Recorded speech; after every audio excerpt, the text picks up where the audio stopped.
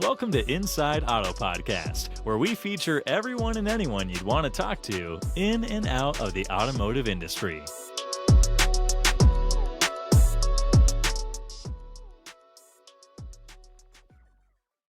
Lana Shabtai here, host of Inside Auto Podcast, where we interview top dealers, GMs, marketers, entrepreneurs, and thought leaders in and out of the automotive industry. And before we introduce today's guest, this episode is sponsored by Fullpath.com. Fullpath is the automotive industry's leading customer data and experience platform, CDXP. Fullpath enables dealers to turn their first-party data into lifelong customers by unifying siloed data sources and leveraging that data to create exceptional, hyper-personalized customer experiences. To learn more, visit Fullpath.com. Today, we're welcoming a special guest, Lindsey Shaker. Lindsey, how are you doing? Hi. Lindsey Shaker, shaking. Doing a little shimmy. Love it. I am honored to be here, my friend. Very excited to be here. I'm so excited for you to be here. So Lindsey and I go way back. I'm so excited to have her on the podcast. She represents the fourth generation at Shaker Automotive Group in Connecticut. Sets out to smash the car dealer stigma with honesty and transparency. I love that. We're going to get into that. And she's also an expert in SEO and an avid mental health advocate. She belly dances. She's super interesting. So let's just get right to it. Usually I open the podcast by asking, how did you get into automotive? But since you were born into automotive, I'd love to know. I'm gonna spin the first question and talk about what are some of your early experiences in automotive that you feel like shaped you or like really brought you into the industry? Sure. So it's funny because I actually started not in fact, I wanted to not be in automotive. That was like, I did not anticipate this, but you know, the life has a lot of really fun lessons. And one of them was teaching me about plans and how they need to be malleable. So when my dad, said, yes, it's an important one. So Yes. My dad suggested, while I was interviewing, I did medical marketing and medical science liaison roles at a pharmaceutical company. And I was interviewing, but it's a really tough job to interview for. So while I was interviewing, my dad suggested, hey, you can always work at the dealership. And like, I've always really not wanted to be a Papa has a dealer kid, like I didn't want to be like that stigma of like, oh, she's just going in and out. So I told him that if I come in, I'm coming in for good. And I did. So I think some of the early experiences, I've done a lot of the roles in the business.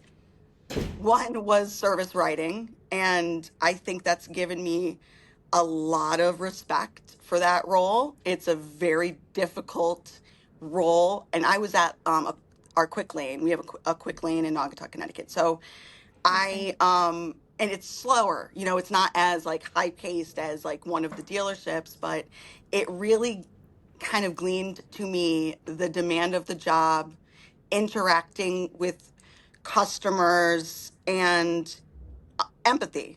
Empathy is a big one, but knowing where the boundaries are. So that was one. And then I had a really great sales manager. When you start, when you're the like the owner's kid, quote unquote, nobody really wants you there. And so I think that knowing that, I was fine with that. I get that. So it made me work hard. It made me work really, really hard. So I was in sales for a couple of years. I had a great sales manager who was eager to teach. And so I saw the dichotomy of that relationship, and he was very in tune with what was going on in the floor. So that really kind of set that standard for me in sales. And but it stressed me out. It stressed me out a lot. So I started getting ulcers, and then marketing started. Swear to God, I ended up in the hospital one day. I was delivering a car, and I was cleaning the license plate. Position. It is stressful, and so I think that's also, and coming to now, every experience like in sales and in service writing and car washing and like all of that has really fed into marketing in a way that is sort of amenable to both sides of the desk, if you will. So like from a customer experience side, my customers liked me. I wasn't a great negotiator, but they liked me. So I understood that aspect, and then I understood, from the dealership, pain points. What I like to do now is go on the floor and listen and to what's going on. But I Interesting. think, yeah, I love it. It's like one of my favorite things to do. That's That actually really way, smart. Like, stay close to the field. I have to stay close. I have to listen. Like if there's like pain points that I can hear, or even comparisons of vehicles that are, sort of unexpected, or then we can communicate with our customers in a way that, both internally and externally, like outbound communications, that is that, sort of covers those pain points. Right. So that's kind of my, how it started, and all of the cultivated up to now, but it's been 11 years, which is kind of crazy. Wow. So now, what are your main responsibilities you're cured of all the ulcers? I am cured of all the ulcers. In fact, That's yes. great. So it was sales. Shout out to all It the was salespeople out there. huge shout out. Huge shout out to all the salespeople out there, or as we like to call them, product consultants. So I Nice. do the marketing for, Shaker Auto Group, which is, there's 6 stores, 4 in Connecticut, 2 in Massachusetts. Oh, nice. And I have a really awesome partner in crime who's, at the Jeep location right now, who does our social media. Her name is Hannah, and she does a lot of the content creating. So we sort of, so she handles that, a lot of customer or outreach and community outreach, and, sort of, working with a lot of the nonprofits that we work with. And then Yeah, which is so great. it is cool, Organic and content showing organic your content. We connection to the Yes, community. like the community, it's so important. And I'm not great at that. So I'm pretty self-aware. I'm not great at planning. I'm not great at detail, like planning details, or events. And Well, she's it's the very good at best it. when you have someone to compliment you on your team. So that's Yes. incredible. Yes. So yeah, But it's you just, are great at SEO, right? You I are am the good at it. SEO, you are the automotive SEO queen. Why, So thank we you. could talk. So I know that you were writing a lot on LinkedIn about all the stuff that you do for Shaker on SEO. I know that you have a lot of tips. I'm interested in hearing a little bit about that. I'd also love to know if you're leveraging ChatGPT at all these days for your SEO, Good question. which Yes. is which is a great tool to have. It is. It is a great tool to have. A lot of people are like afraid of it. I am not Right. afraid of it. SEO, I was doing more, but now my role shifted a little bit, but I still, dabble. So Yeah. the SEO, and the Chat GPT function, I think it just comes down to knowing. So my background, we have a similar background. You were also psychology. I was psychology and creative writing. So one Yeah. thing that sort of complemented was writing, structurally. Yep. And, the other thing that I sort of set out to find was, are are questions being answered? Right. And I quickly found that they're not. So I'm going to give an example about a Ford F-150. There's probably a billion ways to build a Ford F-150, and it's been like that since forever. And the crazy thing is, when I was in sales, I would be like, okay, they're a customer's coming in on a limited, right? But because they think they need it to get leather. But that is not necessarily true. And this was back in the day, so the packages are different. So when I started writing, I was writing in a way that I was like, okay, this doesn't exist. It doesn't exist. The manufacturer hasn't put this out in a way that explains all of the packages and trim levels. So it it takes a lot of time, and it's laborious. However, with Chat GPT, I think the thing that, and it's still limited. That's the other thing. Right. People are It is afraid still of it, but limited. it's still limited. So when and 100%. I tried to like do a couple queries about, um because if you ask it what are the differences, it relies a lot on the limited information that's available. It doesn't just know it. Correct. And So, you have to really know how to prompt it. And if you're and you not have to prompting know it, how to prompt it. So I think that, like, especially in automotive, I think there's a great place for it as far as where the labor intersects with knowing how to write and structure a piece in a way that not just resonates for Google, but in a way that people consume it so they get their answers. People are afraid of like putting the answer out there. Like, no, like don't be afraid of putting the answer out there. So I've done I've made it easier on myself by using Chat GPT. The other place that I really enjoy is with Chat GPT is consolidating data that I find that usually I would have to figure out how to do to manipulate it to put it on a page. okay. Whether it's in let's say it's a graph, just like, here's all this information. Can you make this in a way that is aesthetically appealing? So, Right. so like that has been really helpful. I don't think that people are utilizing that enough. I even use it internally for reports Yeah. because I was going to I say, I got just built a report with it.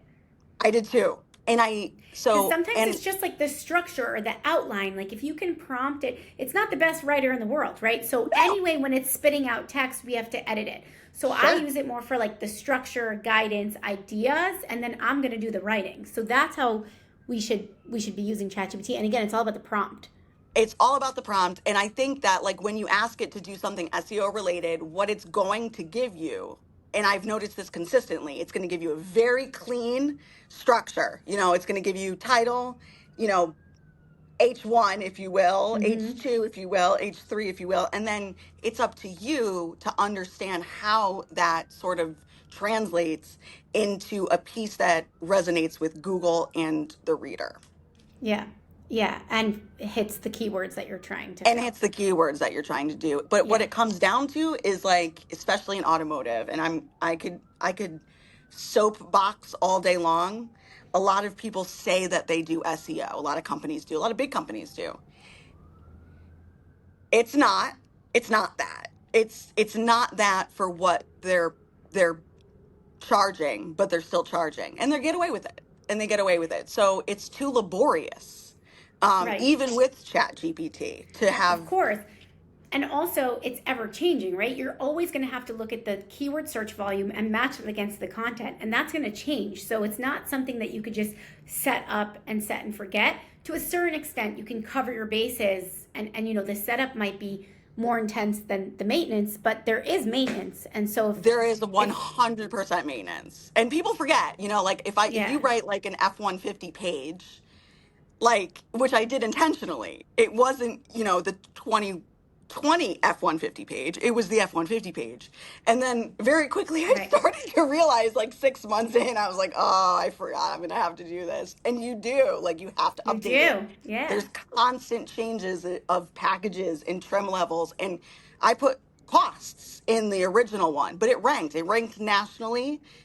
It ranked above cars.com. And, it's I think incredible. that people shy away from it because they don't think they can. But you can. You can. Yeah, you can, You and can. I think once you have more and more content, you backlink the content. That also increases your SEO, which is great.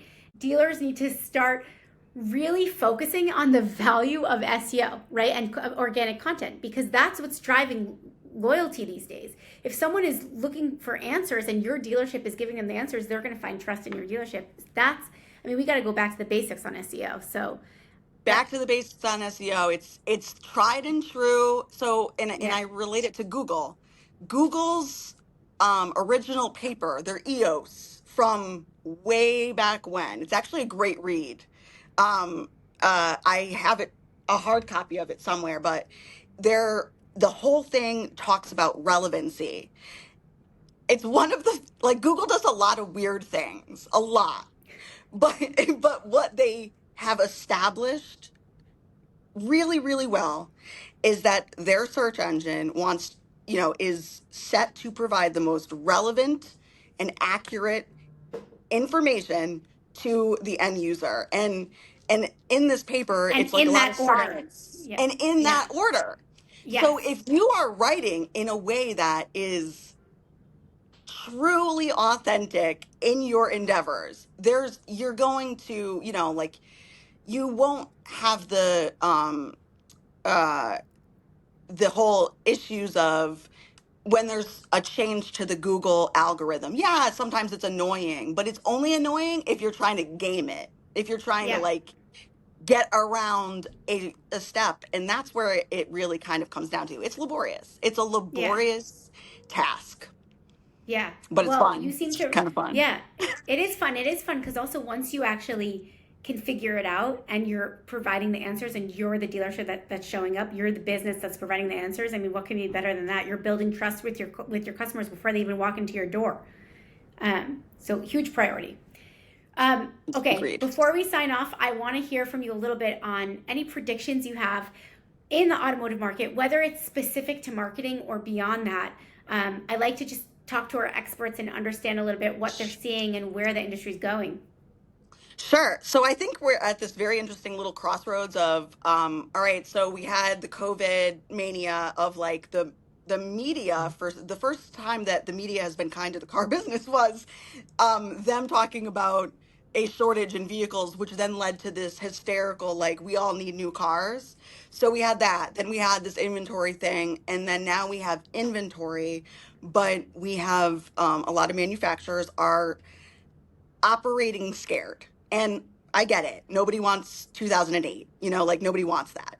But so I think will be interesting will be the banks maybe getting a little bit more creative, like the financial institutions getting a little bit more creative, not where rate comes in, but in a way that enables our partnerships to get people in cars that they actually want. Yeah. So I think that will be really interesting. There will be some sort of shift. I don't know if it's going to be, lease programs but that's also touchy because of the residual value factors Yep. so like, it'll be really interesting to see who gets creative and thinks outside the box. Yeah. And I think that's really the key for the rest of the year, actually. I think so too. It'll be Yeah. interesting. I don't know what it is, but it's going to be something creative. Someone's going to step in and they're going to be like, all right, I'm going to do something. We might as well just do it. And it'll either fail, but they'll do it and we'll be grateful for it. So that will be I pretty love that interesting. perspective. I like that I'm perspective. excited. Right. Well, we'll have to watch for the rest of the year. I mean, automotive's been up and down for since COVID. So we'd be blessed for a boring year. Well, so we'll see. Right. Let's see. Right. Like, give me stasis or give me something wild. I'm ready. Exactly. Well, Lindsey, thank you so much for joining. You're such a wealth of knowledge, and I'm so happy I got just one-on-one time with you. This has been excellent. Oh my God. Thank you so much. I'm so excited to finally see your face and talk to you. It's great. Yes, awesome. This has been great. So if our listeners, if you liked this, tune in and subscribe, InsideAutoPodcast.com. You can find us on all your favorite podcast channels. Thanks again. Oh, and you can hit up Lindsey if you want to get some belly dancing lessons, because she's a professional belly dancer at this point. So forgot to mention belly that. Dancing and swirls. Yes. Belly dancing, automotive, and swirls. Yes. Thank you, everyone. Thank you.